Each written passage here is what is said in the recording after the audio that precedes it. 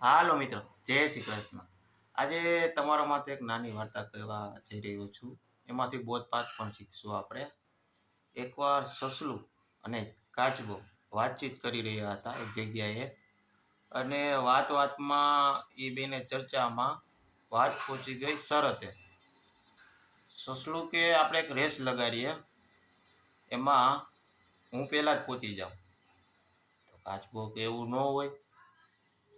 એટલે બંનેમાં વાત વચ્ચે વહી ગઈ. એટલે શરત લાગી એટલી લાઈનમાં એટલા કિલોમીટરમાં રેસ કરીએ, જે પહેલાં પહોંચે એ જીતી જાય. એટલે કાચબો કંઈ વાંધો નહીં, હાલો.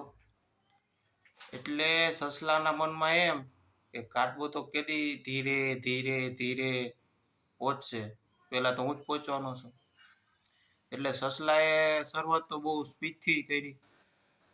એટલે રસ્તામાં સસલું કે પૂછ્યો ને તો એ કે હજી કાચબો તો કેટલો આઘો છે યાર, હજી તેને પહોંચતા બહુ વાર લાગશે.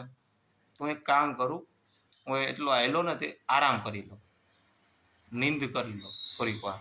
એટલે કાચબો તો ક્યાં આવે ને ક્યાં પહોંચે. બસ ત્યારે સસલાભાઈ સૂઈ ગયા, અને કાચબાએ એની જે ધીમી રફતાર હતી એ બંધ ન કરી, જ્યાં સુધી એન્ડ લાઈન ના આવી ને ત્યાં ધીરે ધીરે ધીરે ધીરે ત્યાંથી નીકળી ગયા. એને જોયું સસલાભાઈ સૂતા છે, ત્યાંથી ક્રોસ કરીને નીકળી ગયા એને, અને એ તો પહોંચી ગયા હતા.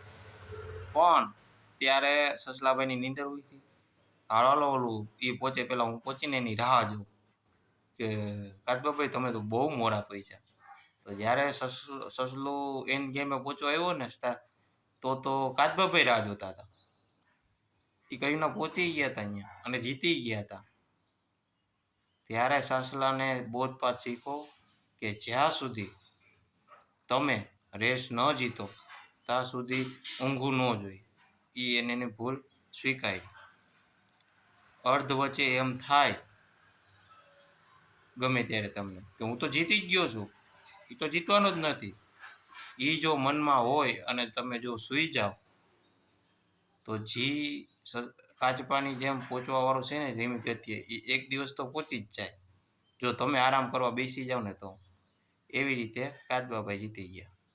હવે બોધપાઠ એ છે કે જ્યારે તમે કોઈ પણ રેસમાં છો, ગમે ત્યારે ગમે એ વાતમાં છો, ત્યારે જ્યાં સુધી તમારી વાત, તમારી રેસ એ પૂરી ન થાય ત્યાં સુધી આરામ ન કરવો જોઈએ. ત્યાં સુધી એટીટ્યુડ ન બદલાવવો જોઈએ કે આઈ એમ વિનર ઓલરેડી.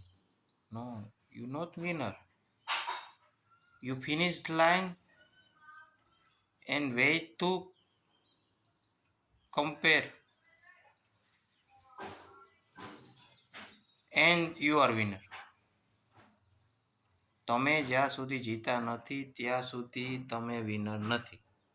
ત્યાં સુધી ઊંઘવું ન જોઈએ અને અનુમાન ન કરી લેવું જોઈએ કે હું તો જીતી ગયો છું.